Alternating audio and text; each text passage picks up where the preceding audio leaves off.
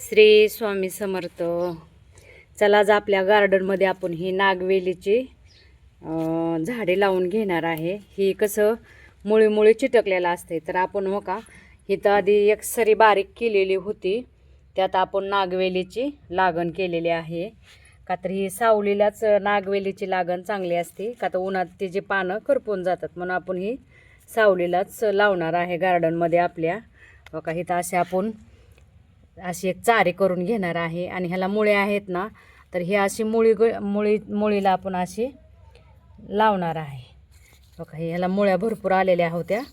आणि पावसात जे पण झाडाच्या आपण रोपं असू द्या काय पण असू द्या, पावसाळ्यात लावले की चिटकून जातात लवकर, उन्हाळ्यात लावले की जळतात, म्हणून आपण हे जे लागण आता आपण पावसाळ्यात करायला लागलेले आहे. माझ्या गार्डनमध्ये भरपूर असं नागवेलीची वेल आहे मोठा लट, तर आता आपण इथं ही वेल लावून घेणार आहे.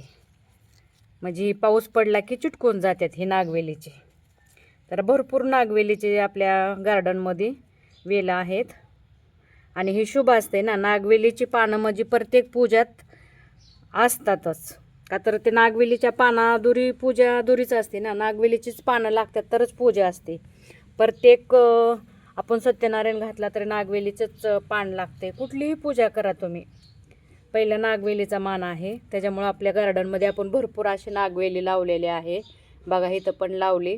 आता पाऊस चालू झाला म्हणून आपण हे जे लागण केलेले आहे, तर हो का इथं पण लावलेले आहे. आणि बाहेर माझ्या गार्डनमध्ये भरपूर नागवेलीचा वेल मोठा लट झालेला आहे आळूच्या तिकडं, त्याच्यामुळे आज मी आतमध्ये लावत आहे. तर हे शुभ असतात नागवेलीचे वेल लावलेले आपल्या गार्डनमध्ये. माझ्या मैत्रिणींनो, नक्की तुम्ही पण नागवेलीचे गार्डनमध्ये खाली जागा असेल तर लावा, नाहीतर कुंडीत लावले तरी चालते. पण नागवेलीचे पानं सगळ्या पूजात चालतात, म्हणून तुम्ही नक्की आपल्या गार्डनमध्ये ही नागवेलीचा वेल लावा.